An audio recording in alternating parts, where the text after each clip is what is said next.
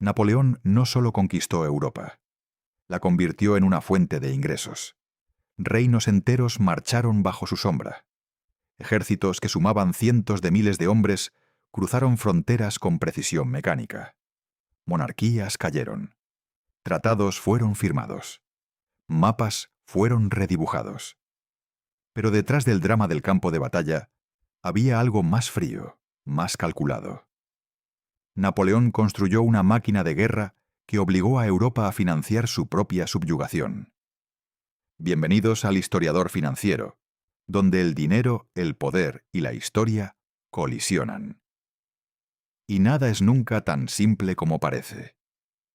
En el apogeo de su poder, Napoleón controlaba o dominaba un territorio que se extendía desde España hasta Polonia, desde el Mar del Norte hasta el sur de Italia. Su gran ejército en un momento dado movilizó más de 600.000 soldados. La escala de las operaciones no tenía precedentes. Abastecer, alimentar, armar y pagar a semejante fuerza requería recursos asombrosos. Sin embargo, aquí está la paradoja. Francia, en 1799, cuando Napoleón tomó el poder, no era rica. Estaba financieramente traumatizada.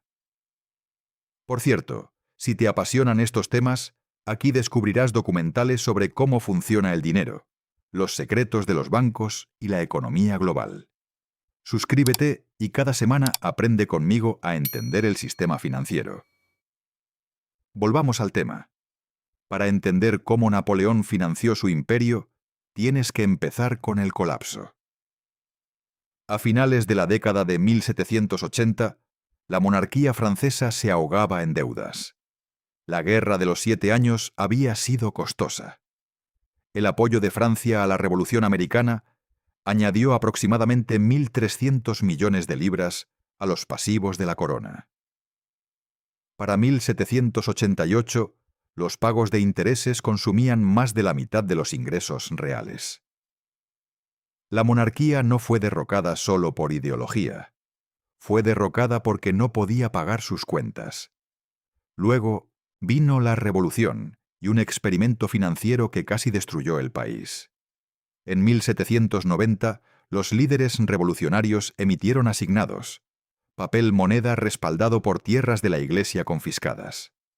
Al principio, parecía inteligente. Monetizar propiedades incautadas, inyectar liquidez, estabilizar la economía. En cambio, el gobierno imprimió agresivamente. Para 1795, se habían emitido más de 45.000 millones de libras en asignados. La inflación se disparó. La moneda colapsó. Los precios se dispararon.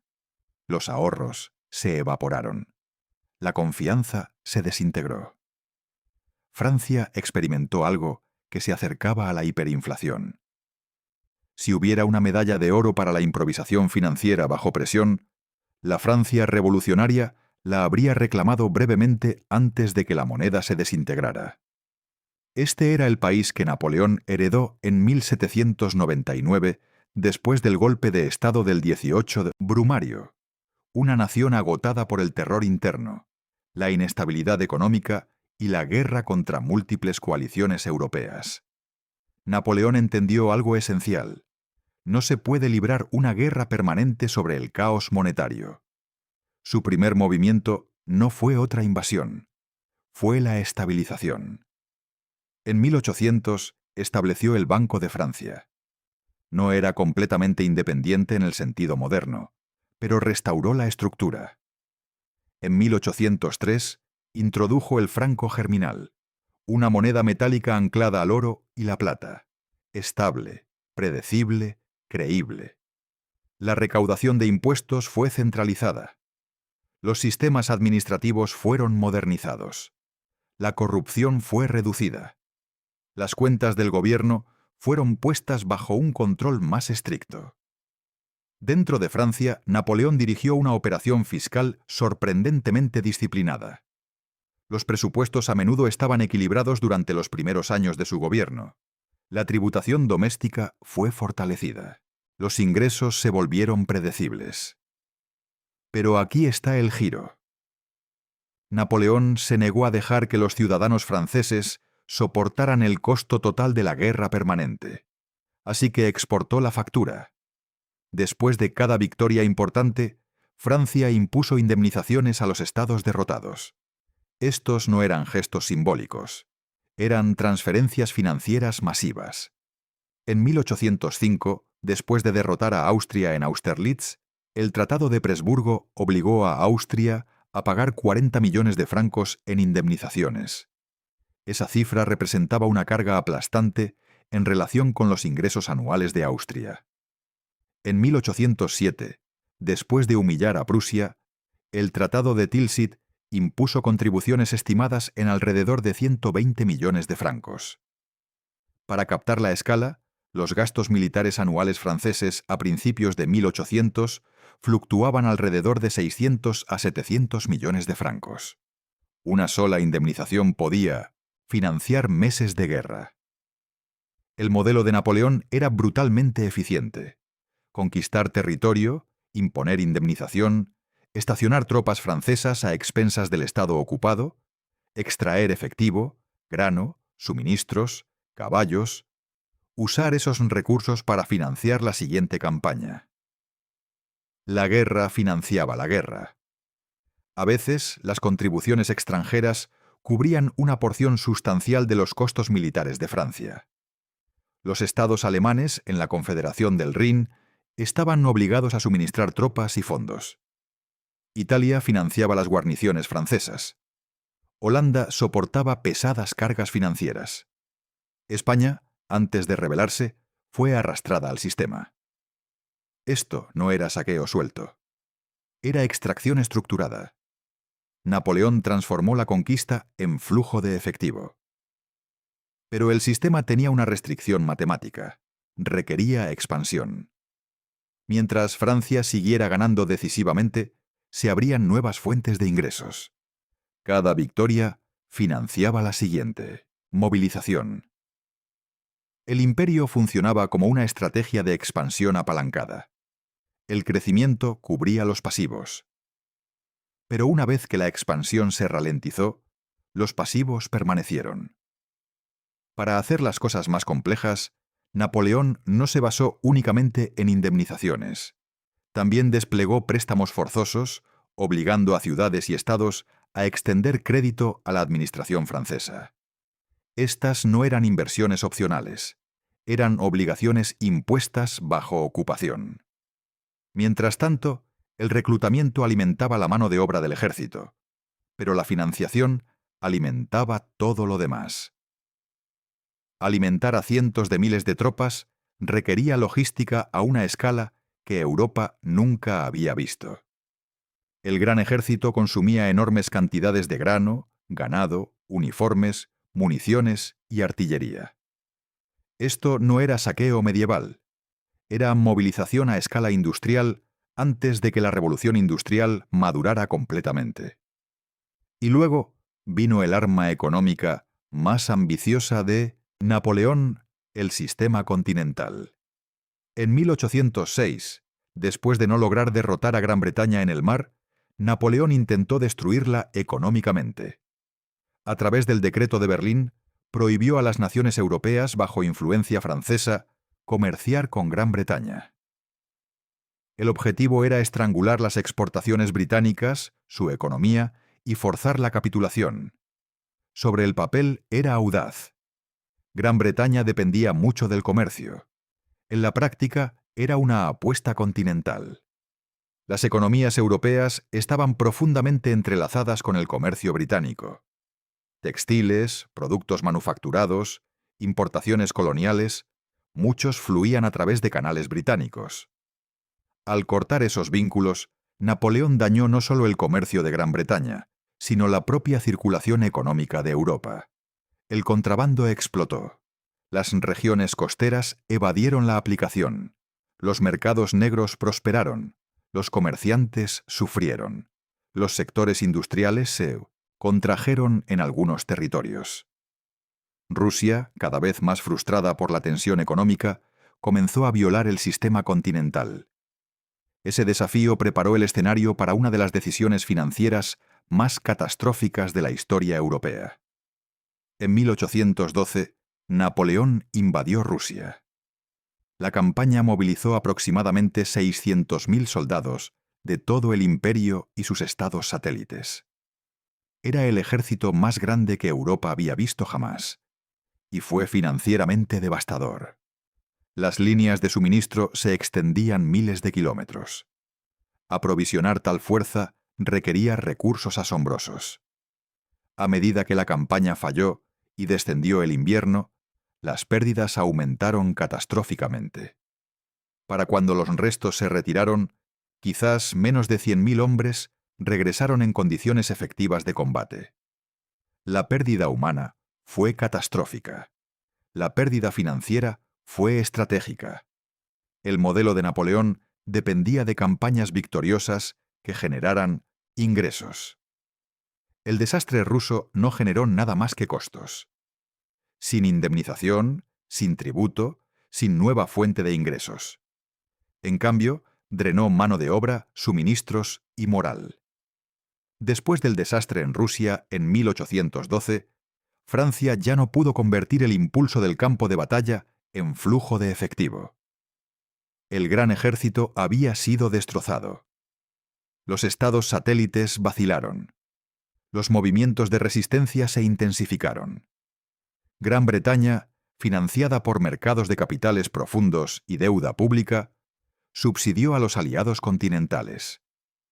Para 1813, una nueva coalición contraatacó decisivamente.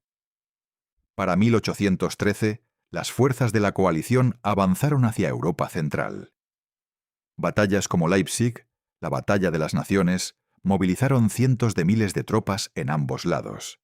La movilización en sí requería financiación a una escala que tensionaba cada tesoro involucrado. Y aquí está el cambio crítico. Una vez que los ejércitos de D'Enghien, Napoleón se retiraron, el flujo de indemnizaciones se detuvo. Francia ahora enfrentaba gastos de guerra sin financiamiento externo. La carga comenzó a regresar a casa. La disciplina fiscal doméstica de Napoleón solo funcionó porque los recursos externos absorbieron gran parte del costo.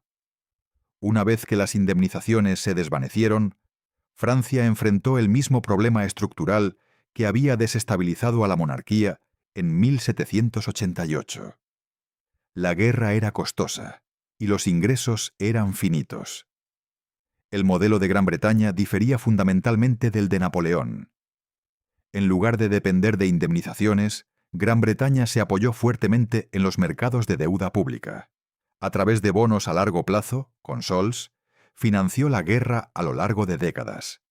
Los inversores compraron deuda del gobierno porque confiaban en el reembolso. El Banco de Inglaterra y el Parlamento proporcionaron continuidad. La deuda británica se disparó a niveles que excedieron el 200% del Producto Interno Bruto para 1815, pero se mantuvo manejable, porque el sistema financiero de Gran Bretaña estaba institucionalizado, no dependía de la expansión. El sistema de Napoleón era dinámico pero frágil. El de Gran Bretaña era más lento pero escalable. Esta distinción remodeló Europa después de 1815. Cuando Napoleón abdicó y fue exiliado en 1814, regresando brevemente en 1815, antes de que Waterloo lo terminara permanentemente, Europa enfrentó la reconstrucción. El Congreso de Viena redibujó las fronteras políticas, pero el daño financiero no podía borrarse con tinta diplomática. Años de guerra habían desestabilizado economías, interrumpido el comercio y cargado a los estados con obligaciones. Las indemnizaciones invirtieron la dirección. Francia, ahora derrotada, fue obligada a pagar 700 millones de francos en reparaciones de guerra. Después de 1815, las fuerzas de ocupación aliadas fueron estacionadas en territorio francés hasta que se aseguraron los pagos. El imperio que una vez extrajo indemnizaciones ahora las pagaba. El modelo se invirtió. Francia se estabilizó sorprendentemente rápido bajo la monarquía restaurada.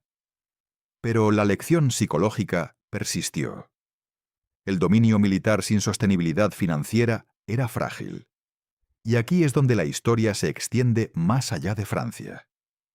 Las guerras napoleónicas aceleraron una transformación en las finanzas europeas. La capacidad de Gran Bretaña para sostener una guerra prolongada a través de los mercados de crédito demostró que la confianza institucional podía sobrevivir a la volatilidad del campo de batalla. La deuda soberana se convirtió en un activo estratégico en lugar de simplemente un pasivo. Los mercados de capitales emergieron de las guerras, no debilitados, sino arraigados. Los inversores que financiaron bonos de guerra británicos estaban efectivamente invirtiendo en resultados geopolíticos. Las finanzas y el poder se fusionaron estrechamente. El estatus de Londres como centro financiero global se fortaleció por necesidad en tiempos de guerra. Mientras tanto, Europa continental absorbió las cicatrices. Prusia reestructuró su tributación y administración agresivamente después de la derrota. Austria modernizó aspectos de su sistema fiscal. El shock forzó la reforma. La guerra, cuando se financia mal, colapsa estados. Cuando se financia estructuralmente, los remodela. Ahora da un paso atrás. Napoleón no solo luchó batallas, probó un modelo: externalizar el costo del dominio, desplazar la carga hacia afuera, dejar que los territorios conquistados financien la expansión. Funcionó hasta que dejó de funcionar. Ese patrón se siente distante solo si ignoras la geopolítica moderna.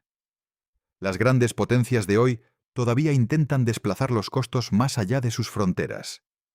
Las sanciones económicas redirigen la presión hacia afuera. Las políticas comerciales mueven cargas a través de cadenas de suministro. El dominio de la moneda permite a las naciones exportar inflación o atraer capital global para financiar déficits. La capacidad de externalizar el costo es poder, pero también es condicional. El imperio de Napoleón funcionó como una estrategia de crecimiento apalancado. El crecimiento cubrió las obligaciones. La victoria justificó la extracción. La expansión mantuvo la liquidez. Cuando el crecimiento se revirtió, el apalancamiento aplastó la estructura. Los sistemas financieros modernos operan con dinámicas similares, aunque mucho más complejas. Los gobiernos emiten deuda, asumiendo que el crecimiento futuro la pagará. Los bancos centrales proporcionan liquidez para evitar que la contracción se propague en cascada. Los flujos de capital estabilizan los desequilibrios hasta que dejan de hacerlo. Nada dice estabilidad permanente como requerir crecimiento continuo para justificar apalancamiento continuo. Eso no es cinismo, es aritmética. La era napoleónica nos muestra que la escala por sí sola no garantiza la sostenibilidad. Un ejército de 600.000 hombres no protegió al imperio una vez que el motor financiero se detuvo. La capacidad militar sin financiamiento escalable se vuelve insostenible. Y aquí está la lección más sutil. Napoleón no fue financieramente imprudente en el sentido tradicional. Estabilizó la moneda, modernizó la administración, mejoró la recaudación de impuestos. A nivel doméstico, corrigió muchos de los errores financieros de la Revolución.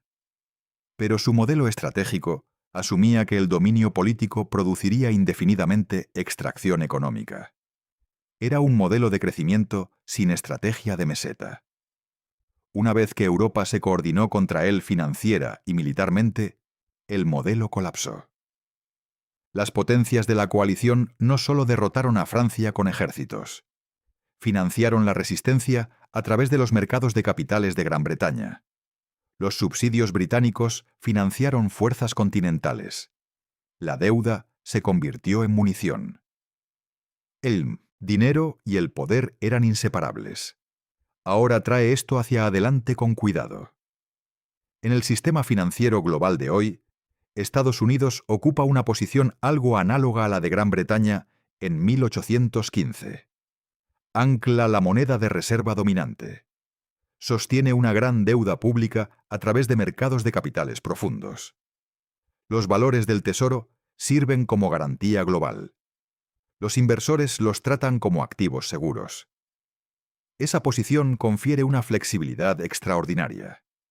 Permite a Estados Unidos financiar déficits a escala. Permite gasto contracíclico durante crisis. Permite provisión de liquidez durante shocks globales.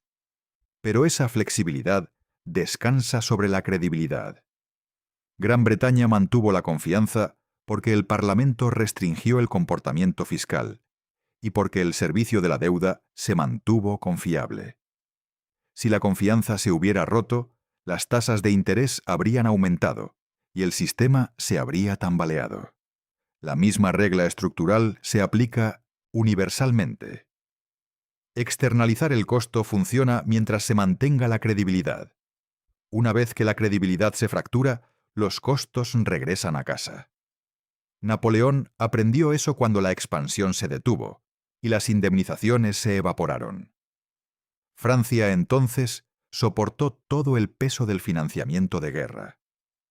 Las economías modernas no dependen del tributo, pero sí dependen de suposiciones de crecimiento, demanda global de instrumentos de deuda y confianza en la continuidad institucional. La psicología no es medieval, es atemporal. Cada potencia dominante enfrenta la tentación de creer que su modelo financiero es excepcional. España creía que la plata era inagotable. Napoleón creía que la victoria perpetuaría los ingresos. Cada sistema en su apogeo parece estructuralmente superior hasta que un shock expone su restricción. Las guerras napoleónicas no quebraron a Europa de la noche a la mañana. Redistribuyeron cargas. Remodelaron jerarquías financieras.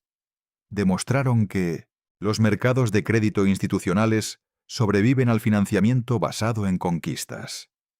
El ejército más poderoso de Europa cayó. El mercado de bonos más fuerte perduró.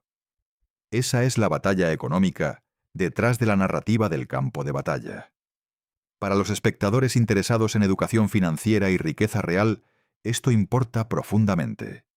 Las burbujas económicas, las crisis de deuda soberana, los ciclos de inflación, todos giran en torno a sostenibilidad versus expansión, apalancamiento versus disciplina, extracción versus productividad. La libertad financiera a nivel individual sigue la misma regla. Las estrategias de crecimiento, que dependen de un flujo externo constante, precios de activos en alza, ganancias especulativas, apalancamiento prestado, pueden parecer imparables. Pero cuando el flujo de entrada se ralentiza, aparece la fragilidad. Los sistemas construidos sobre flujo de efectivo disciplinado y resiliencia estructural sobreviven a los ciclos.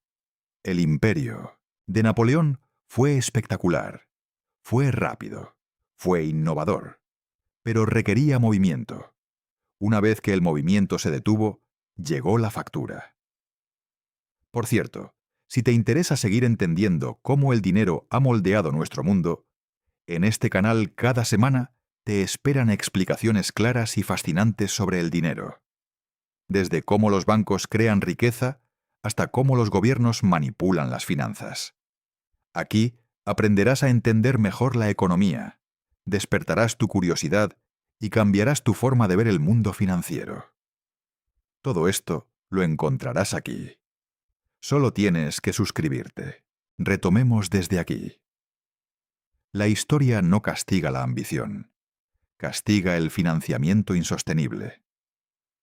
Pero hay capas más profundas en esta historia que vale la pena explorar, porque el modelo napoleónico no surgió de la nada.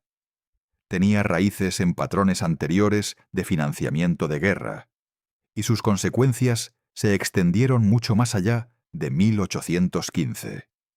Antes de Napoleón, las monarquías europeas habían experimentado con diversos métodos para financiar conflictos prolongados. Durante la Guerra de los 30 años en el siglo XVII, los ejércitos vivían del territorio que ocupaban. El saqueo sistemático era parte de la estrategia militar. Pero eso era caótico, impredecible y destructivo incluso para el ocupante. Los soldados desertaban cuando no se les pagaba. Las regiones devastadas dejaban de producir ingresos. La violencia se volvía contraproducente. Lo que Napoleón hizo fue racionalizar ese proceso.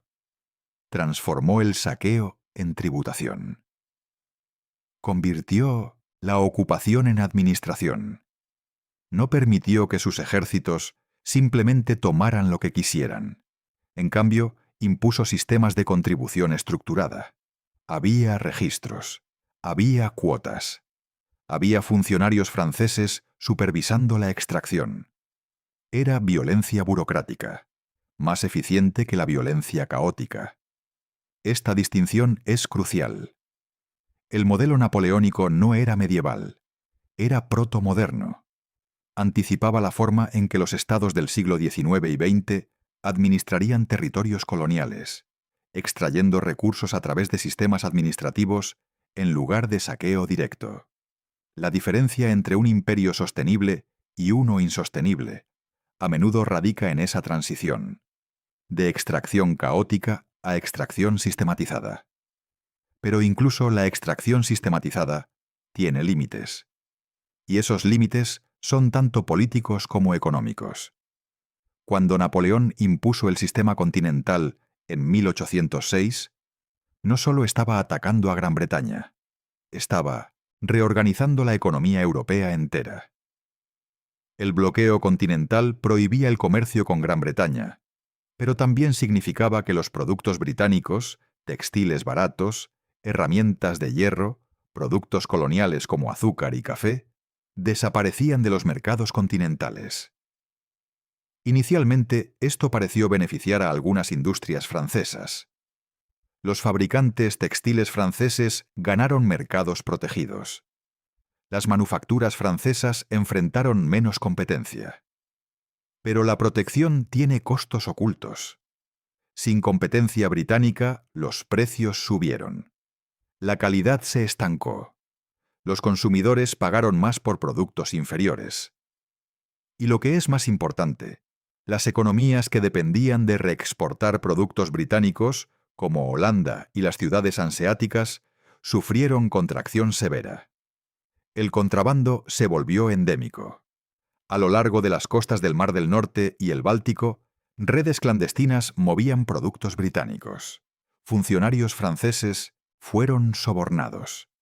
Barcos neutrales transportaban mercancías bajo banderas falsas. El propio hermano de Napoleón, Luis Bonaparte, rey de Holanda, toleró el contrabando porque sabía que la economía holandesa colapsaría sin él. Napoleón eventualmente lo destituyó y anexó Holanda directamente a Francia. Este episodio revela algo fundamental sobre el poder económico. Puedes controlar territorio. Puedes imponer leyes. Pero no puedes controlar completamente el comportamiento económico. Cuando las reglas oficiales se vuelven demasiado costosas, la gente encuentra formas de evadirlas. Los mercados negros son una forma de resistencia económica. Y esa resistencia erosiona la autoridad política. Rusia representa el caso más dramático. El zar Alejandro I inicialmente cooperó con Napoleón después de Tilsit en 1807. Pero el sistema continental estaba estrangulando la economía rusa. Rusia exportaba grano, madera, cáñamo, productos que Gran Bretaña compraba en grandes cantidades. Cortar ese comercio significaba que los terratenientes rusos perdían ingresos. Las arcas del Estado ruso perdían ingresos aduaneros.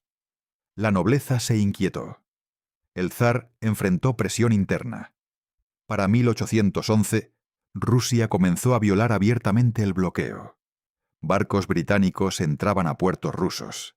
El comercio se reanudó. Napoleón vio esto como traición. Pero desde la perspectiva rusa, era supervivencia económica. El sistema continental le estaba costando a Rusia más de lo que valía la alianza con Francia. Napoleón respondió con la invasión de 1812. Pero aquí está el error de cálculo. Napoleón asumió que podía forzar a Rusia a cumplir a través de la victoria militar, tal como había forzado a Austria, Prusia y otros estados. Pero Rusia era diferente. Su tamaño, su clima, su capacidad para retirarse hacia el interior, todo esto hizo que el modelo napoleónico de guerra rápida y decisiva fuera ineficaz.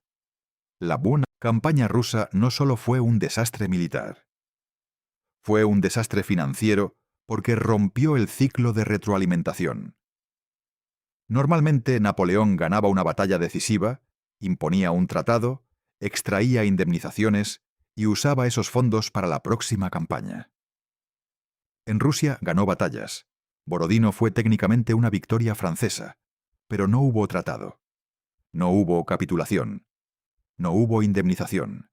Solo pérdidas crecientes. La retirada de Moscú destruyó no solo hombres, sino caballos, equipos, suministros. El costo de reemplazar esas pérdidas recayó completamente sobre Francia y sus aliados. Y por primera vez, esos aliados comenzaron a dudar. Si Francia ya no podía garantizar la victoria, ¿por qué seguir pagando por sus guerras? El colapso del sistema napoleónico entre 1812 y 1814 fue tanto financiero como militar. Los estados satélites dejaron de enviar contribuciones. Baviera cambió de bando. Sajonia vaciló. Los estados italianos se rebelaron. El sistema de financiamiento externo se desintegró. Mientras tanto, Gran Bretaña intensificó su estrategia financiera. A través de subsidios masivos, financió ejércitos prusianos, austriacos y rusos. Entre 1813 y 1814, Gran Bretaña proporcionó aproximadamente 11 millones de libras esterlinas en subsidios a sus aliados continentales. Eso es equivalente a cientos de millones de francos. Gran Bretaña estaba comprando poder militar sin desplegar sus propias tropas a gran escala. Este fue el nacimiento de una estrategia que Gran Bretaña usaría durante el siglo XIX. Financiar aliados, mantener el equilibrio de poder, evitar el dominio de una sola potencia continental. Es una estrategia que depende de mercados de capital profundos y confianza institucional. Y funcionó. Cuando Napoleón finalmente cayó, el contraste entre los dos modelos era claro. El sistema francés dependía de momentum. El sistema británico dependía de crédito. El momentum es poderoso, pero frágil. El crédito es lento, pero duradero. Ahora avancemos a las consecuencias a largo plazo. El Congreso de Viena en 1814 y 1815 no solo redibujó fronteras, estableció un orden financiero. Las potencias victoriosas impusieron reparaciones a Francia, pero también estabilizaron el sistema monetario europeo. El patrón oro comenzó a emerger como el estándar dominante. Las monedas se vincularon al oro a tasas fijas. Esto creó previsibilidad en el comercio y la inversión. El patrón oro no era neutral. Favorecía a los países con acceso a oro, principalmente Gran Bretaña y sus colonias. También imponía disciplina fiscal. Los gobiernos no podían simplemente imprimir dinero. Tenían que respaldar la moneda con reservas de oro. Esto limitaba la inflación, pero también limitaba la flexibilidad durante las crisis. El sistema napoleónico, con su dependencia de la expansión territorial, se volvió obsoleto. Los imperios del siglo XIX se expandieron, pero lo hicieron a través del colonialismo económico en lugar de la conquista europea directa. Controlaban mercados, recursos y rutas comerciales, no necesariamente territorio continental. Esta fue una forma más sutil y sostenible de extracción. Pero la lección central permaneció. El poder sin sostenibilidad financiera es temporal. Napoleón demostró que puedes construir un imperio en una década. También demostró que puede colapsar en 2 años si el financiamiento falla. Francia, después de 1815, enfrentó una situación peculiar. Tenía que pagar 700 millones de francos en reparaciones. Tenía tropas de ocupación aliadas estacionadas en su territorio. Sin embargo, logró estabilizarse relativamente rápido. ¿Cómo? Primero, las reformas napoleónicas habían modernizado la administración francesa. El sistema tributario era más eficiente que bajo la monarquía anterior. El Código Napoleónico había estandarizado las leyes. La burocracia funcionaba. Estas reformas sobrevivieron a Napoleón. Segundo, los mercados de capital franceses se recuperaron. Los inversores, tanto franceses como extranjeros, compraron bonos del gobierno francés. Confiaban en que Francia, a pesar de la derrota, era un riesgo manejable. Las tasas de interés eran más altas que para los bonos británicos, reflejando mayor riesgo, pero el crédito estaba disponible. Tercero, la economía francesa era fundamentalmente productiva. Agricultura, manufacturas, comercio, todo continuó. La guerra había sido costosa, pero no había destruido la capacidad económica subyacente. Para 1818, Francia había pagado las reparaciones y las tropas de ocupación se retiraron. La velocidad de esta recuperación sorprendió a muchos observadores contemporáneos. Pero tiene sentido cuando entiendes la diferencia entre daño estructural y daño financiero. El daño financiero, si las instituciones permanecen intactas, puede repararse relativamente rápido. El daño estructural, la destrucción de capacidad productiva, toma décadas. Francia había sufrido daño financiero. Rusia, por el contrario, había sufrido daño estructural durante la invasión de 1812. Regiones enteras fueron devastadas. Moscú fue incendiada. La reconstrucción tomó mucho más tiempo. Esta distinción importa para entender las crisis modernas. Una crisis de deuda soberana es daño financiero. Una guerra civil que destruye infraestructura es daño estructural. El primero se resuelve con refinanciamiento y reforma fiscal. El segundo requiere reconstrucción física. Ahora, considera el legado más amplio del financiamiento napoleónico. Estableció patrones que se repetirían a lo largo del siglo XIX y en el siglo XX. La idea de que la guerra podía financiarse a través de la conquista resurgió con Alemania en ambas guerras mundiales. En la Primera Guerra Mundial, Alemania impuso indemnizaciones masivas a Rusia a través del Tratado de Brest-Litovsk en 1918. En la Segunda Guerra Mundial, la Alemania nazi extrajo recursos sistemáticamente de los territorios ocupados. Pero en ambos casos, el modelo finalmente fracasó. La Primera Guerra Mundial terminó con la derrota alemana antes de que las indemnizaciones rusas pudieran estabilizar las finanzas alemanas. La Segunda Guerra Mundial vio a Alemania extraer enormes recursos de Europa ocupada, pero nunca fue suficiente para compensar los costos de una guerra total contra múltiples grandes potencias. El patrón es consistente. La extracción basada en conquista puede financiar expansión inicial, pero no puede sostener conflicto prolongado contra coaliciones determinadas con acceso a financiamiento alternativo. Gran Bretaña en ambas guerras mundiales y Estados Unidos en la segunda dependieron de mercados de deuda profundos. Emitieron bonos de guerra, movilizaron ahorro doméstico, accedieron a crédito internacional. Este modelo resultó más duradero, pero incluso el modelo británico tuvo límites. Después de la Segunda Guerra Mundial, Gran Bretaña estaba financieramente agotada. La deuda superaba el 250% del Producto Interno Bruto. El imperio se volvió insostenible. India obtuvo independencia en 1947.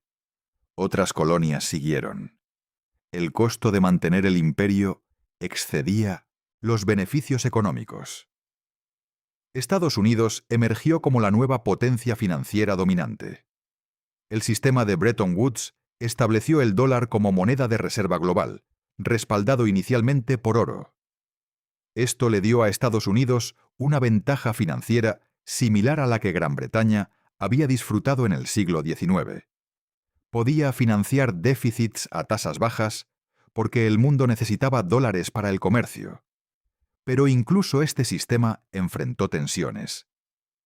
En 1971, Estados Unidos abandonó la convertibilidad del oro.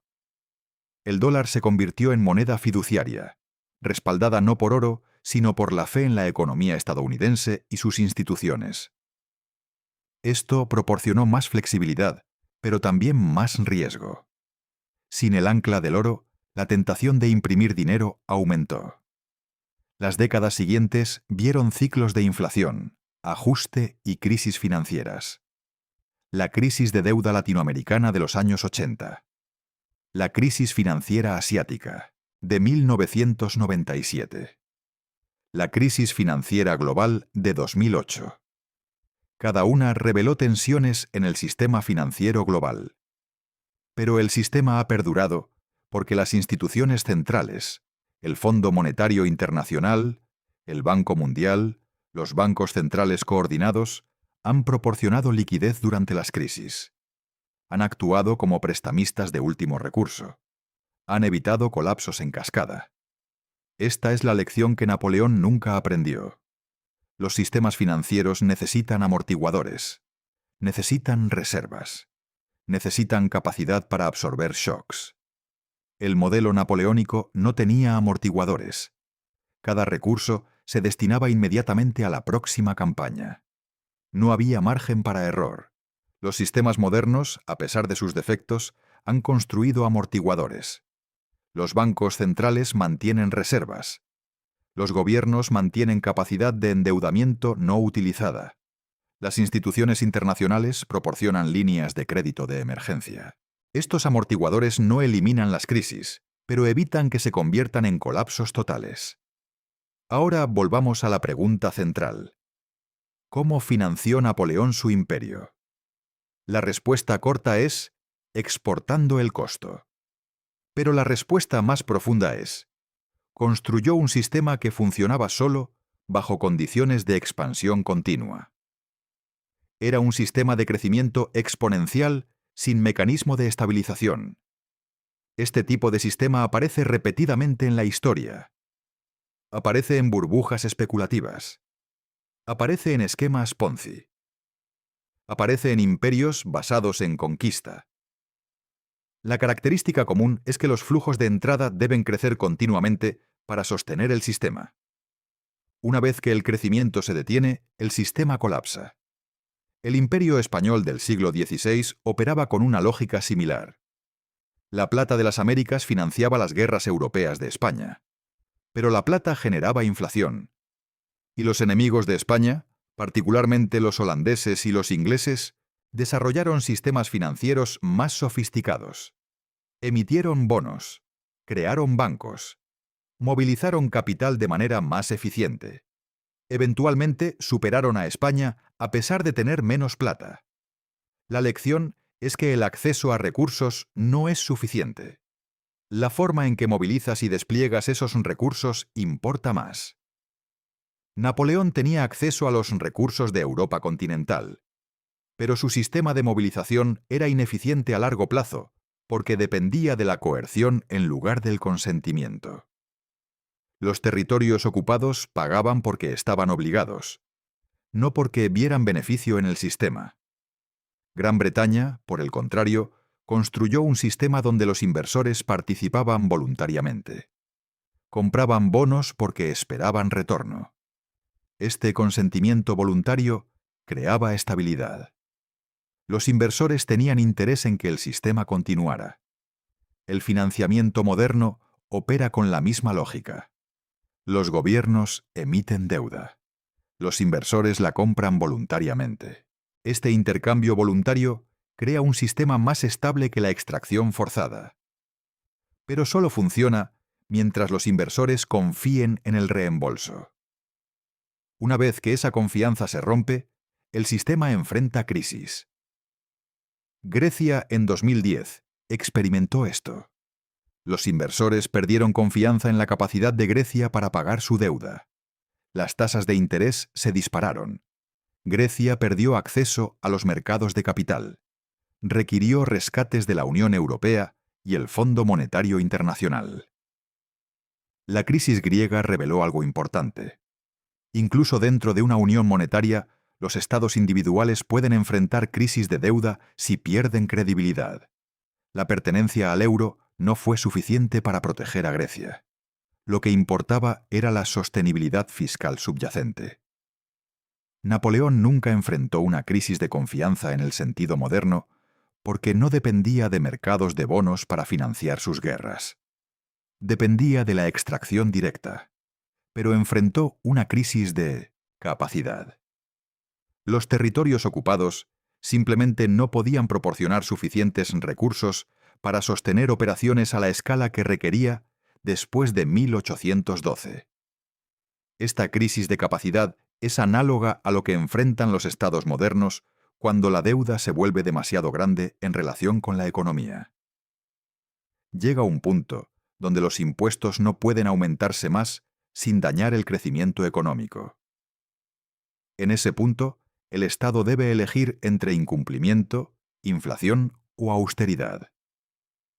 Todas son opciones dolorosas. Napoleón enfrentó una elección similar después del desastre ruso.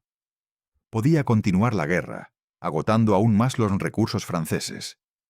Podía buscar paz, aceptando pérdidas territoriales, o podía intentar movilizar a Francia a un nivel aún mayor, arriesgando agitación interna. Eligió continuar la guerra, y el resultado fue la derrota. Esta elección revela algo sobre la psicología del poder. Los líderes que han experimentado éxito continuo a menudo subestiman el riesgo de fracaso. Napoleón había ganado tantas veces que asumió que podía recuperarse del desastre ruso. Subestimó cuánto había cambiado el equilibrio de poder. Los mercados financieros modernos cometen errores similares. Durante una burbuja, los inversores asumen que los precios seguirán subiendo. Subestiman el riesgo de reversión. Cuando la reversión llega, las pérdidas son severas. La burbuja inmobiliaria que precedió a la crisis de 2008 es un ejemplo. Los inversores asumieron que los precios de las viviendas siempre subirían. Los bancos prestaron agresivamente basándose en esa suposición. Cuando los precios cayeron, el sistema financiero casi colapsó. La intervención de los bancos centrales evitó un colapso total. La Reserva Federal, el Banco Central Europeo y otros proporcionaron liquidez masiva. Los gobiernos rescataron bancos. Estas acciones fueron controvertidas, pero evitaron una depresión al estilo de los años 30. Napoleón no tenía un banco central que pudiera proporcionar liquidez de emergencia. No tenía instituciones internacionales que pudieran organizar un rescate. Una vez que su sistema de financiamiento colapsó, no había red de seguridad. Antes de terminar, recuerda que creamos este canal con un propósito: compartir conocimientos y acercar el mundo de las finanzas a todas las personas. Porque creemos que entender el dinero es también entender el poder y nuestra vida cotidiana. Suscríbete y forma parte de esta misión. Volvamos al tema. Esta ausencia de redes de seguridad hace que los sistemas históricos sean más frágiles que los modernos. Pero también hace que las lecciones sean más claras. Sin intervención externa, podemos ver las consecuencias puras de decisiones financieras insostenibles. El colapso del Imperio Napoleónico muestra lo que sucede cuando un sistema de financiamiento pierde su fuente de ingresos. El colapso es rápido y total. No hay rescate gradual, no hay refinanciamiento. Solo derrota. Los sistemas modernos han aprendido a evitar colapsos totales a través de la intervención. Pero esa intervención tiene costos. Los rescates crean riesgo moral. Los bancos que saben que serán rescatados asumen más riesgo. Los gobiernos que saben que los bancos centrales proporcionarán liquidez gastan más libremente. Este riesgo moral es una de las grandes tensiones en las finanzas modernas. ¿Cómo proporcionas estabilidad sin fomentar la imprudencia? No hay respuesta fácil. Diferentes países han intentado diferentes enfoques. Algunos imponen regulaciones estrictas. Otros dependen de la disciplina del mercado. Ningún sistema es perfecto. Pero todos los sistemas enfrentan la misma restricción fundamental que enfrentó Napoleón. Los recursos son finitos. El crecimiento no puede continuar indefinidamente. En algún momento, el sistema debe estabilizarse o colapsar. Napoleón eligió el crecimiento continuo hasta que ya no fue posible. Los sistemas modernos intentan equilibrar crecimiento con estabilidad. Es un equilibrio difícil de mantener, pero es la única alternativa sostenible. Ahora considera las implicaciones personales. Si eres un inversor, un emprendedor o simplemente alguien que intenta construir seguridad financiera, las lecciones del financiamiento napoleónico son directamente relevantes. Primero, el crecimiento basado en el apalancamiento es poderoso pero arriesgado. Napoleón apalancó las victorias militares en flujos de ingresos. Funcionó maravillosamente hasta que no funcionó. Los inversores modernos apalancan el capital para amplificar los retornos. Funciona durante los mercados alcistas. Destruye la riqueza durante los mercados bajistas. La regla es simple. El apalancamiento amplifica tanto las ganancias como las pérdidas. Si no puedes soportar las pérdidas potenciales, no deberías usar apalancamiento. Napoleón no podía soportar una derrota importante. Su sistema no tenía margen para error. Cuando llegó la derrota, el sistema colapsó. Segundo, la diversificación proporciona resiliencia. Napoleón dependía de una sola fuente de ingresos, la extracción de territorios ocupados. Cuando esa fuente se secó, no tenía alternativas. Los inversores modernos diversifican entre activos, geografías y estrategias. Esto reduce el riesgo de pérdida total. La diversificación no elimina el riesgo, pero lo distribuye. Si una inversión falla, otras pueden compensar. Este principio es fundamental para la gestión de riesgos. Tercero, la sostenibilidad supera al momentum. El sistema de Napoleón tenía un momentum tremendo. Conquistó la mayor parte de Europa en menos de una década. Pero no era sostenible. El sistema británico era más lento pero sostenible. Eventualmente, la sostenibilidad ganó. En las finanzas personales, esto significa construir riqueza gradualmente a través de ingresos consistentes, ahorro disciplinado e inversión prudente. Es menos emocionante que las apuestas especulativas, pero es mucho más probable que funcione a largo plazo. Cuarto, las instituciones importan. Gran Bretaña tenía el Banco de Inglaterra, el Parlamento y mercados de capital establecidos. Estas instituciones proporcionaban estabilidad y credibilidad.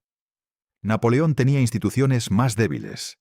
Dependía de su propio carisma y poder militar. En el mundo moderno, esto se traduce en confiar en instituciones establecidas, bancos regulados, mercados organizados, marcos legales transparentes. Estos proporcionan protección y previsibilidad. Los esquemas que prometen retornos extraordinarios fuera de marcos institucionales generalmente son fraudes.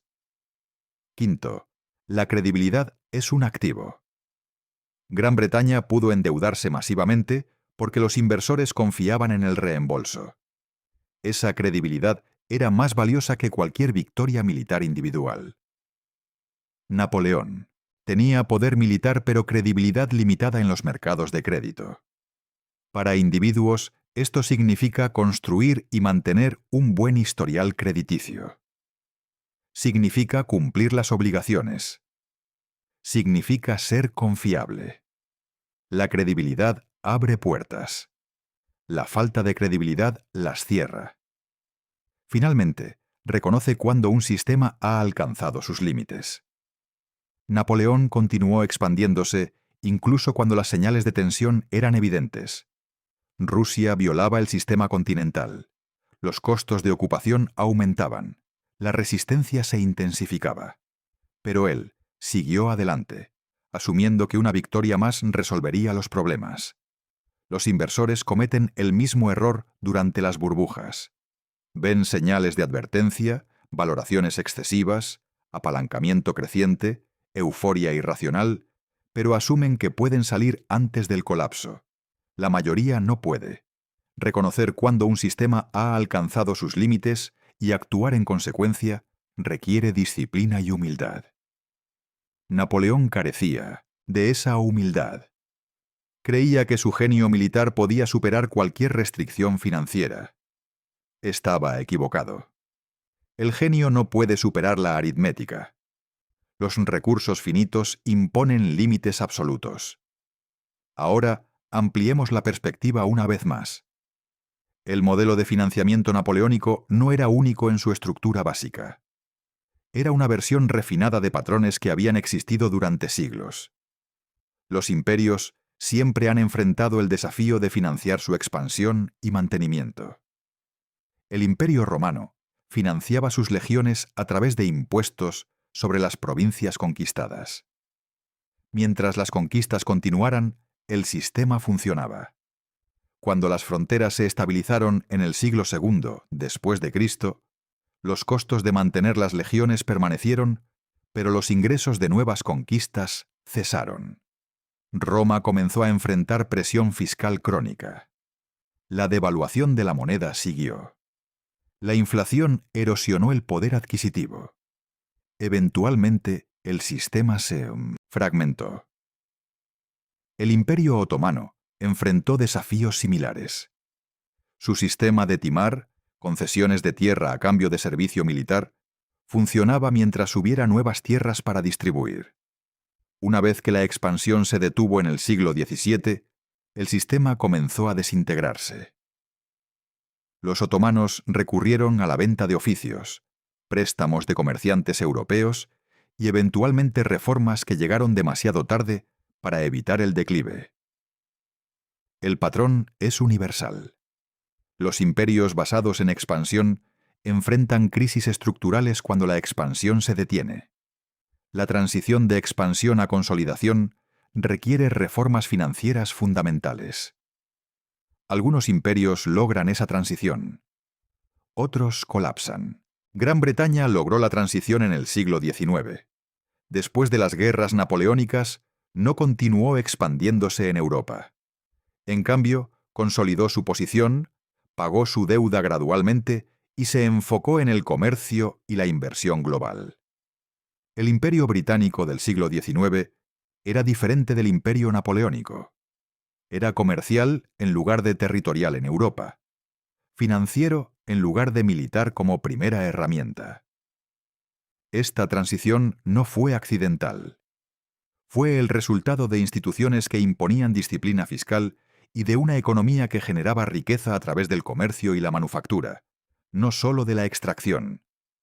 La revolución industrial proporcionó a Gran Bretaña una base económica que ningún imperio anterior había tenido. Napoleón gobernó justo antes de que la revolución industrial transformara completamente la economía europea. Francia en 1800 era más rica que Francia en 1700, pero todavía era fundamentalmente una economía agrícola. La productividad crecía lentamente. La capacidad de generar ingresos fiscales era limitada. Si Napoleón hubiera gobernado 50 años después, habría tenido acceso a una base económica mucho más grande. Los ferrocarriles habrían facilitado la logística. La industria habría proporcionado más ingresos fiscales. Pero también habría enfrentado oponentes más fuertes. La Prusia industrializada de 1870 era mucho más formidable que la Prusia de 1800. El momento histórico importa. Napoleón operó en una ventana donde la organización militar y administrativa podía superar la capacidad económica subyacente. Pero esa ventana era estrecha. Una vez que otros estados adoptaron reformas similares y agregaron capacidad industrial, la ventaja francesa desapareció. Esta interacción entre capacidad organizacional y capacidad económica es crucial para entender el poder. La organización puede multiplicar la capacidad económica, pero no puede crearla de la nada. Un Estado bien organizado con una economía débil eventualmente perderá ante un Estado bien organizado con una economía fuerte. Estados Unidos en el siglo XX demostró este principio. Su ventaja no era principalmente militar u organizacional, aunque ambas eran formidables. Su ventaja era económica. La economía estadounidense era tan grande que podía sostener gastos militares masivos sin colapsar. Durante la Segunda Guerra Mundial, Estados Unidos produjo más material de guerra que todos los demás combatientes combinados. Esa capacidad productiva determinó el resultado. Napoleón nunca tuvo esa ventaja económica. Francia era una gran potencia, pero no era económicamente dominante. Gran Bretaña, a pesar de tener una población menor, tenía una economía más dinámica y mercados de capital más profundos. Esa ventaja financiera eventualmente prevaleció. Ahora, considera cómo esta historia se conecta con las finanzas personales y la construcción de riqueza individual. Los principios son escalables. Lo que funciona para imperios, funciona para individuos, y viceversa. Un individuo que financia su estilo de vida a través de deuda creciente está siguiendo el modelo napoleónico. Funciona mientras los ingresos crezcan más rápido que la deuda. Pero si los ingresos se estancan o caen, el sistema colapsa. Las tarjetas de crédito se maximizan. Los préstamos entran en mora. La quiebra se vuelve inevitable. Un individuo que construye riqueza a través de ahorro e inversión disciplinados está siguiendo el modelo británico. Es más lento. Requiere paciencia. Pero es sostenible. Los intereses compuestos trabajan a tu favor. La riqueza se acumula gradualmente. La seguridad financiera se vuelve alcanzable. La elección entre estos modelos es fundamental. Y la elección se hace diariamente a través de pequeñas decisiones. Gastar o ahorrar. Endeudarse o invertir. Buscar gratificación inmediata o seguridad a largo plazo. Napoleón eligió gratificación inmediata. Cada victoria alimentaba la próxima campaña. No había acumulación de reservas. No había preparación para contingencias. Cuando llegó la crisis, no había amortiguador. Los individuos financieramente exitosos hacen lo contrario. Construyen fondos de emergencia. Ahorran para la jubilación. Invierten para el crecimiento a largo plazo. Estas acciones no son dramáticas, no generan titulares, pero funcionan. La historia financiera está llena de lecciones sobre lo que funciona y lo que no. El modelo napoleónico es una lección sobre lo que no funciona a largo plazo. El modelo británico es una lección sobre lo que sí funciona. Ambas lecciones son valiosas. Pero hay una lección más profunda. Los sistemas financieros no son neutrales, distribuyen poder, determinan quién prospera y quién sufre. Napoleón diseñó un sistema que protegía a los ciudadanos franceses de los costos de guerra, mientras imponía esos costos a otros. Funcionó para Francia hasta que dejó de funcionar. Los sistemas financieros modernos también distribuyen costos y beneficios de manera desigual. La inflación perjudica a los ahorradores y beneficia a los deudores. Las tasas de interés bajas benefician a los prestatarios y perjudican a los jubilados que dependen de ingresos por intereses. Las políticas fiscales favorecen a ciertos grupos sobre otros. Entender estas distribuciones es parte de la educación financiera. No se trata solo de entender cómo funcionan los mercados. Se trata de entender quién se beneficia de su funcionamiento y quién paga los costos. Napoleón entendió esto intuitivamente. Diseñó un sistema que maximizaba el poder francés mientras minimizaba el costo para los ciudadanos franceses. Era brillante desde una perspectiva francesa. Era explotador desde una perspectiva europea. Ambas cosas eran ciertas simultáneamente. Los sistemas financieros modernos operan con la misma dualidad. Son brillantes para algunos participantes y explotadores para otros.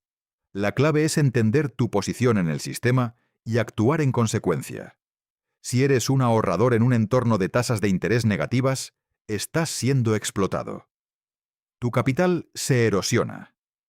Necesitas encontrar alternativas, activos reales, acciones, bienes raíces que preserven valor. Si eres un deudor con deuda a tasa fija en un entorno inflacionario, te estás beneficiando. La inflación reduce el valor real de tu deuda. Tu posición mejora sin esfuerzo adicional. Estas dinámicas no son accidentales. Son el resultado de decisiones políticas sobre política monetaria. Los bancos centrales eligen tasas de interés. Los gobiernos eligen niveles de gasto. Estas elecciones crean ganadores y perdedores. Napoleón hizo elecciones similares. Eligió estabilizar la moneda francesa mientras extraía recursos de territorios ocupados. Esa elección creó estabilidad en Francia e inestabilidad en otros lugares.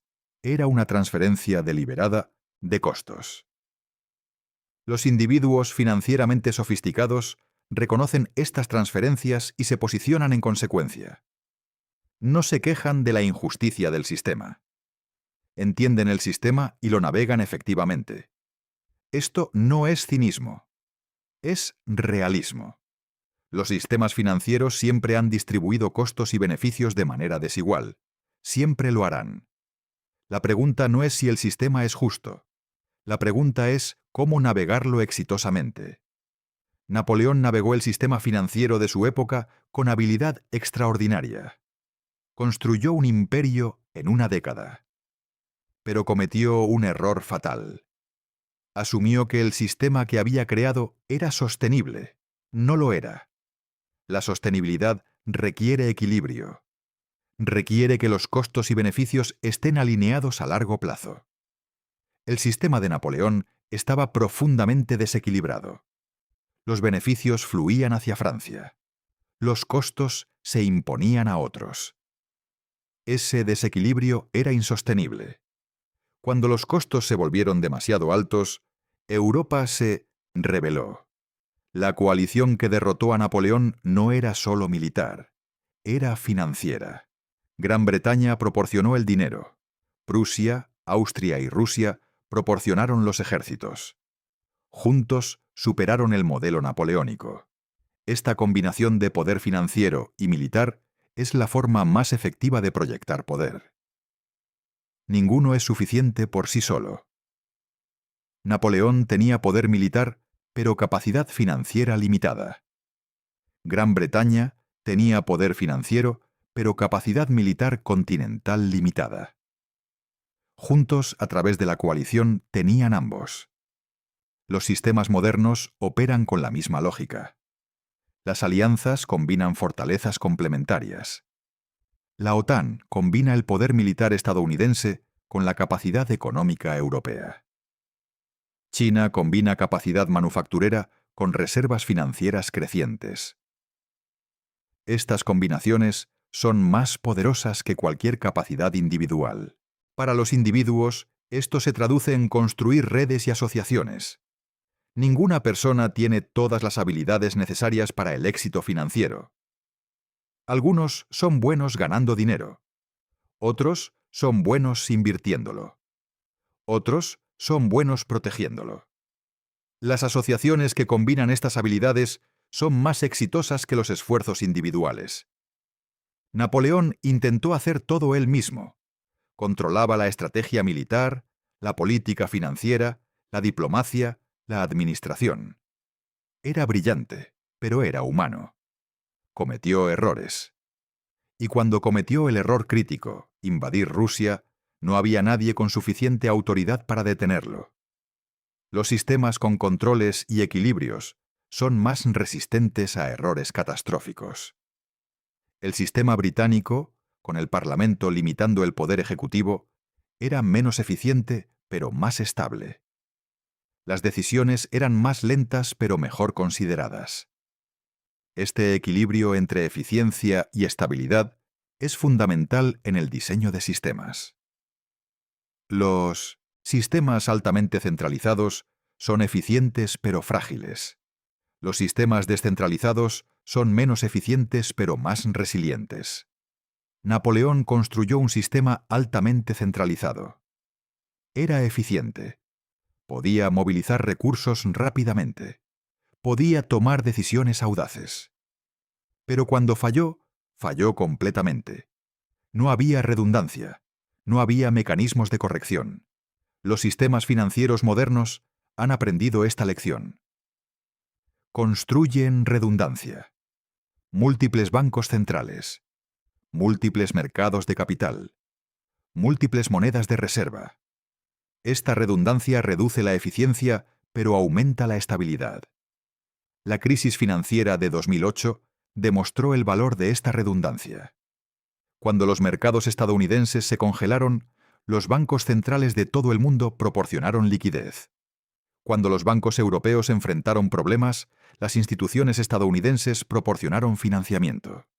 El sistema era lo suficientemente diversificado para absorber el shock. Si el sistema hubiera sido tan centralizado como el sistema napoleónico, el colapso habría sido total. En cambio, fue severo pero manejable. La redundancia salvó el sistema. Ahora lleguemos a la conclusión esencial. Napoleón financió su imperio exportando costos. Construyó un sistema brillante pero insostenible. Funcionó espectacularmente durante una década. Luego colapsó en 2 años. La lección no es que la ambición sea mala. La lección es que la ambición sin sostenibilidad es autodestructiva. Napoleón podría haber consolidado un imperio más pequeño. Podría haber construido instituciones más fuertes. Podría haber buscado paz después de Austerlitz o Jena. En cambio, continuó expandiéndose hasta que el sistema colapsó. Esta tentación de sobreextenderse es universal. Aparece en imperios, empresas e individuos. El éxito genera confianza. La confianza genera riesgos mayores. Los riesgos mayores eventualmente generan fracaso. El ciclo es predecible. Romper el ciclo requiere disciplina. Requiere reconocer cuándo es suficiente. Requiere construir para la sostenibilidad en lugar de para el crecimiento máximo. Estas son lecciones difíciles de aprender porque van en contra de los instintos humanos. Queremos más. Queremos más rápido. Queremos ahora. Napoleón quería todo. Europa entera bajo dominio francés. Gran Bretaña derrotada. Rusia sumisa. Era demasiado. El sistema no podía sostenerlo. El colapso era inevitable. La historia no castiga la ambición. Castiga el financiamiento insostenible. Castiga la sobreextensión. Castiga la arrogancia que ignora las restricciones fundamentales. Estas restricciones son reales. Los recursos son finitos. El crecimiento tiene límites. Los sistemas requieren equilibrio. Estas verdades eran ciertas en 1800. Son ciertas hoy. Serán ciertas en el futuro. Los individuos que entienden estas restricciones y construyen dentro de ellas prosperan. Los que las ignoran, eventualmente, fracasan. La diferencia no es suerte, es comprensión. Napoleón entendía la guerra, entendía la política, entendía la administración, pero no entendía completamente las finanzas sostenibles. O quizás las entendía, pero eligió ignorarlas. Creía que el genio militar podía superar las restricciones financieras. Estaba equivocado. El genio no supera la aritmética. La voluntad no supera la escasez. El poder no supera la insostenibilidad. Estas son leyes fundamentales, tan inmutables como las leyes de la física. Los sistemas financieros que respetan estas leyes perduran. Los que las violan colapsan. El sistema napoleónico violó estas leyes. El colapso era cuestión de tiempo. Pero dentro de ese colapso hay lecciones valiosas. Lecciones sobre cómo funciona el poder. Lecciones sobre cómo funciona el dinero. lecciones sobre cómo los dos interactúan para dar forma a la historia. Estas lecciones son relevantes hoy, porque los patrones fundamentales no han cambiado. Los detalles son diferentes. Las tecnologías son diferentes. Las instituciones son diferentes. Pero la lógica subyacente es la misma. El poder requiere recursos. Los recursos requieren financiamiento. El financiamiento requiere sostenibilidad. La sostenibilidad requiere equilibrio. El equilibrio requiere disciplina. La disciplina requiere sabiduría. Napoleón tenía genio pero no sabiduría. Tenía poder pero no equilibrio. Tenía recursos pero no sostenibilidad. Construyó un imperio espectacular que colapsó espectacularmente. Gran Bretaña tenía menos genio pero más sabiduría. Tenía menos poder militar continental pero más equilibrio financiero. Tenía menos recursos inmediatos pero más sostenibilidad a largo plazo. Construyó un sistema que perduró un siglo más. La diferencia entre estos dos resultados no fue accidente. Fue el resultado de elecciones fundamentalmente diferentes sobre cómo estructurar el poder y cómo financiarlo. Estas elecciones están disponibles para todos: estados, empresas, individuos. Todos enfrentan la misma decisión fundamental. ¿Optimizas para crecimiento a corto plazo o sostenibilidad a largo plazo? ¿Maximizas el poder inmediato o construyes resiliencia duradera? No hay respuesta correcta universal. Depende del contexto, los objetivos y las restricciones. Pero hay patrones claros en los resultados. Los sistemas optimizados para crecimiento a corto plazo tienden a ser espectaculares, pero frágiles. Los sistemas optimizados para sostenibilidad a largo plazo tienden a ser menos dramáticos, pero más duraderos. Napoleón eligió lo espectacular. Gran Bretaña eligió lo duradero. La historia registra ambos, pero solo uno sobrevivió para dar forma al siglo siguiente. Para los espectadores de este canal, la aplicación práctica es clara. En tus finanzas personales, en tus inversiones, en tu carrera, enfrentas versiones de la misma elección. Puedes perseguir ganancias rápidas a través de estrategias arriesgadas. O puedes construir riqueza gradualmente a través de estrategias disciplinadas. Las estrategias arriesgadas a veces funcionan espectacularmente. Algunas personas se hacen ricas rápidamente, pero la mayoría no lo hace. Y los que lo hacen a menudo lo pierden igual de rápido.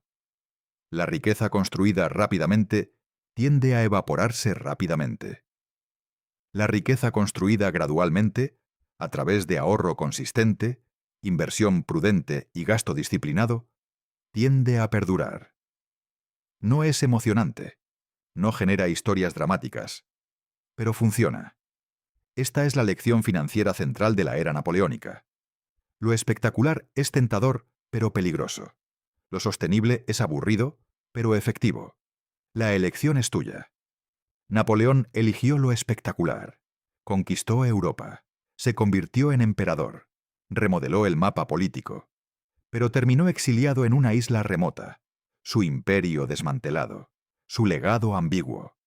Gran Bretaña eligió lo sostenible. No conquistó Europa. No produjo un líder carismático, único.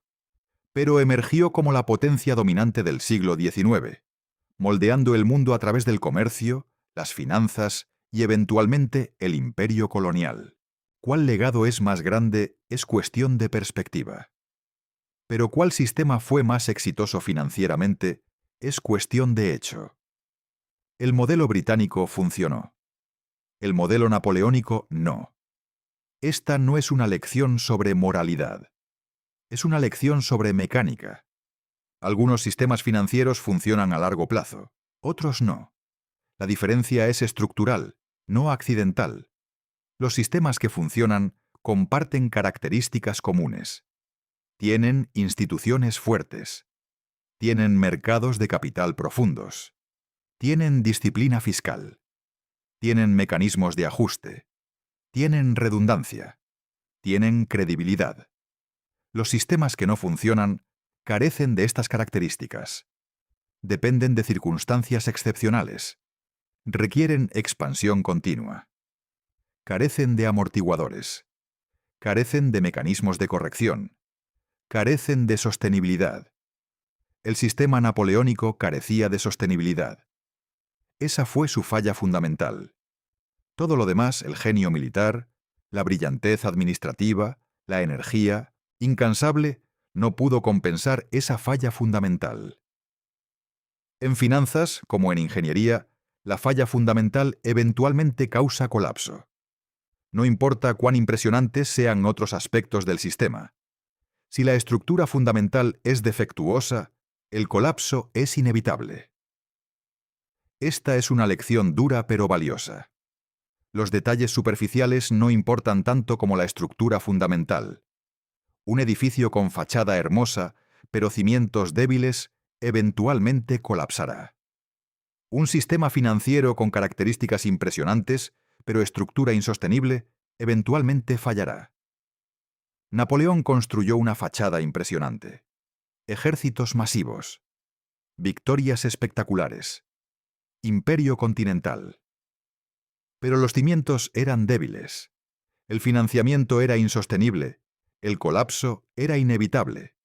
Los inversores cometen el mismo error cuando se enfocan en características superficiales, crecimiento de ingresos impresionante, productos emocionantes, líderes carismáticos, mientras ignoran fundamentos estructurales, flujo de efectivo, niveles de deuda, sostenibilidad del modelo de negocio.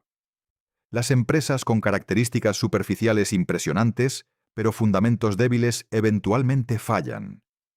Las empresas con características menos impresionantes, pero fundamentos sólidos, eventualmente prosperan.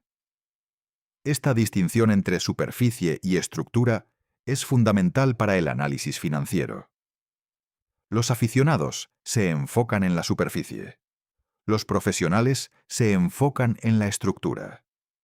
Los resultados reflejan esa diferencia. Napoleón era un aficionado financiero, por brillante que fuera en otros aspectos. Se enfocó en resultados inmediatos, victorias militares, expansión territorial, sin construir la estructura financiera para sostenerlos. Los británicos eran profesionales financieros. Construyeron estructura, instituciones, mercados, sistemas que podían sostener esfuerzos a largo plazo. La diferencia en resultados era predecible. Los aficionados producen resultados espectaculares a corto plazo.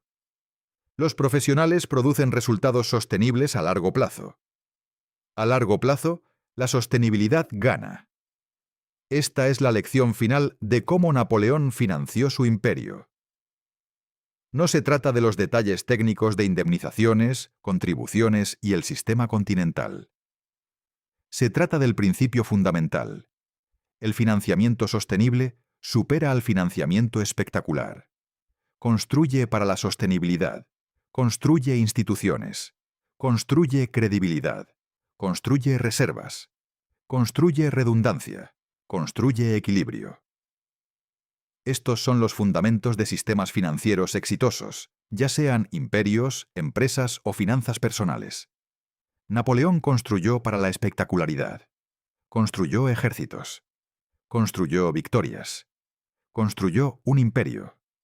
Pero no construyó sostenibilidad. Y sin sostenibilidad, todo lo demás eventualmente colapsa. La historia no recuerda a Napoleón como un fracaso. Recuerda su genio, sus victorias, su impacto. Pero la historia financiera cuenta una historia diferente. Cuenta la historia de un sistema brillante pero defectuoso que colapsó bajo su propia lógica interna. Esa es la historia que importa para cualquiera que intente entender cómo funciona el dinero y el poder. No la narrativa heroica de batallas y conquistas. La narrativa estructural de financiamiento y sostenibilidad. Napoleón financió su imperio exportando costos. Funcionó brillantemente hasta que Europa se negó a seguir pagando. Entonces colapsó. Esa es la historia completa en una oración. Pero dentro de esa oración hay capas de significado, sobre cómo funciona el poder, sobre cómo funciona el dinero, sobre cómo los dos interactúan, sobre qué sistemas perduran y cuáles colapsan, sobre por qué la sostenibilidad importa más que la espectacularidad. Estas lecciones trascienden la era napoleónica. Son atemporales, son universales, son aplicables a cualquier sistema financiero en cualquier época. Los imperios que exportan costos eventualmente enfrentan resistencia. Las empresas que externalizan costos eventualmente enfrentan regulación. Los individuos que evitan costos eventualmente enfrentan consecuencias. La lógica es la misma en todas las escalas. La sostenibilidad requiere equilibrio. Requiere que beneficios y costos estén alineados. Requiere que quienes se benefician también paguen. Requiere que los sistemas sean justos, no en sentido moral, sino en sentido estructural. El sistema napoleónico era estructuralmente injusto. Francia se beneficiaba. Europa pagaba. Ese desequilibrio era insostenible. Europa eventualmente se rebeló. El sistema colapsó. Los sistemas modernos, que son estructuralmente desequilibrados, enfrentan el mismo destino. Pueden perdurar más tiempo debido a instituciones más fuertes y economías más complejas. Pero eventualmente, el desequilibrio genera resistencia. La resistencia genera crisis. La crisis fuerza ajuste o colapso. Esta es la dinámica fundamental de todos los sistemas financieros. Equilibrio genera sostenibilidad. Desequilibrio genera crisis. No hay excepciones. Solo variaciones en el tiempo y los detalles. Napoleón creó desequilibrio masivo. La crisis llegó rápidamente. Los sistemas modernos crean desequilibrios más sutiles. Las crisis llegan más lentamente. Pero la lógica es idéntica. Para cualquiera que intente construir riqueza, entender esta lógica es esencial. No construyas sistemas desequilibrados. No externalices costos indefinidamente. No asumas que el crecimiento continuará para siempre. No ignores la sostenibilidad. Construye equilibrio. Construye sostenibilidad. Construye resiliencia. Estos son los fundamentos de la riqueza duradera. No son emocionantes, no son dramáticos, pero funcionan. Napoleón construyó emoción y drama. Construyó el imperio más espectacular que Europa había visto en siglos. Pero no construyó sostenibilidad. Y sin sostenibilidad, todo lo demás fue temporal.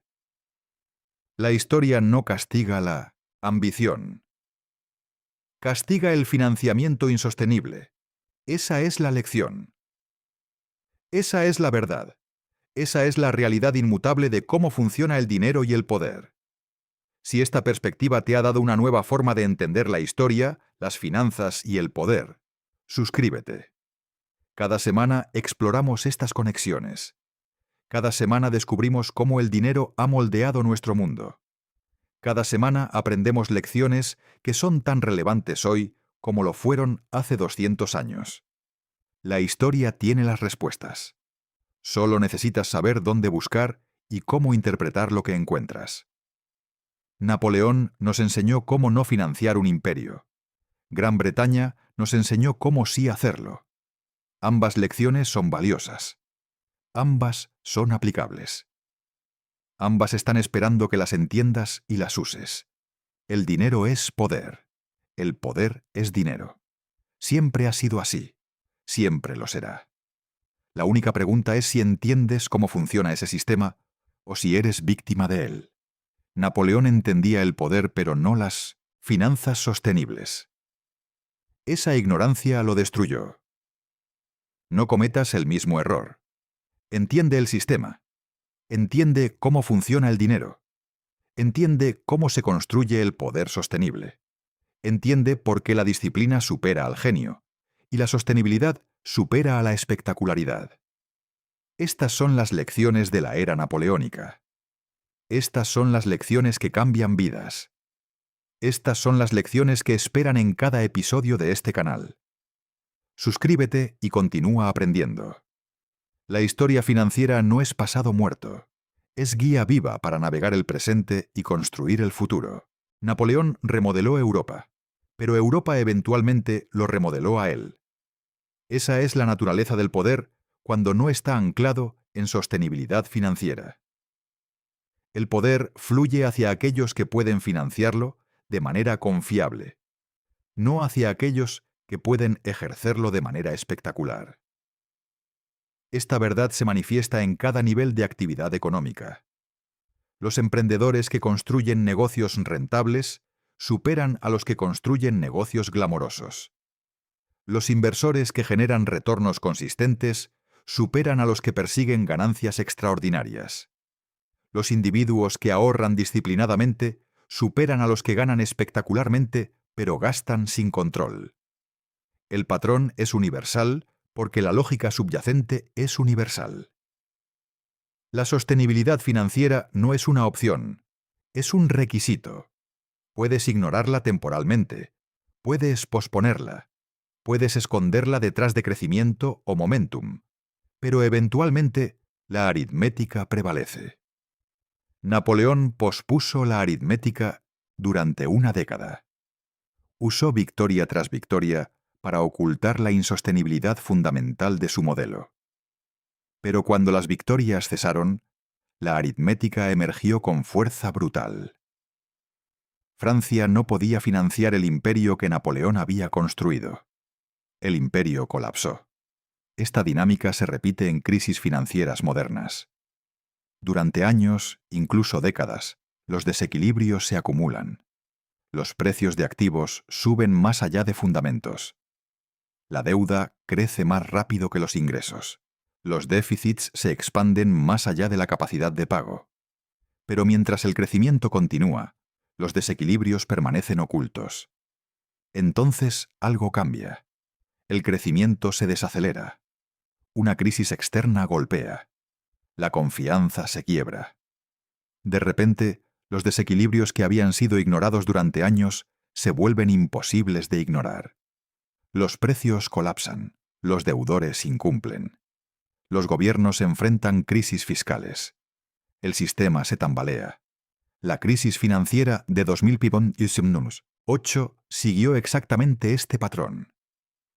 Durante años, los precios de las viviendas subieron. La deuda hipotecaria se expandió. Los bancos apalancaron agresivamente. Los reguladores miraron hacia otro lado. Todo parecía funcionar. Entonces los precios de las viviendas dejaron de subir. Los incumplimientos comenzaron. El sistema bancario se congeló. La crisis se propagó globalmente. Lo que había parecido sostenible se reveló como profundamente insostenible. Lo que había parecido sólido se reveló como frágil. Lo que había parecido seguro se reveló como arriesgado. La ilusión de sostenibilidad se evaporó, revelando la realidad de desequilibrio. Napoleón experimentó la misma revelación en 1812. Lo que había parecido un imperio invencible se reveló como una estructura frágil dependiente de expansión continua. Una vez que la expansión se detuvo, la fragilidad se hizo evidente. El colapso siguió rápidamente. La diferencia entre sistemas sostenibles e insostenibles no siempre es obvia durante tiempos buenos. Ambos pueden parecer exitosos. Ambos pueden generar resultados impresionantes. La diferencia solo se hace evidente durante tiempos malos, cuando las presiones se intensifican y los amortiguadores se prueban. Los sistemas sostenibles sobreviven las presiones, tienen reservas, tienen flexibilidad, tienen mecanismos de ajuste, pueden absorber shocks sin colapsar. Los sistemas insostenibles se quiebran bajo presión, carecen de reservas, carecen de flexibilidad, carecen de mecanismos de ajuste. Los shocks los destruyen.